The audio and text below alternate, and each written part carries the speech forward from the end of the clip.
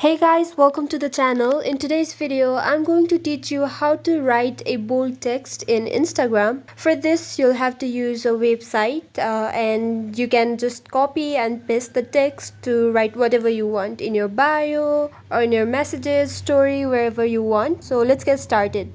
Go to this website. As you can see, lingojam.com. Open this website on your browser, Google Chrome or Safari, whatever you're using. Now it is really easy to use. As you can see, normal text goes here. You can write whatever you want to change into bold font. I'll just write, what is your name? Now you can see the bold format right below the original format, and all you have to do is copy this text. I'll just copy this one.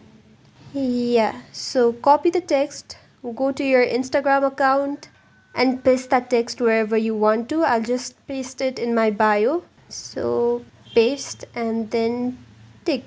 Here it is, bold text in Instagram. This is it for the tutorial. Hope it was helpful, and don't forget to like the video and subscribe to the channel for further tutorials. Thank you.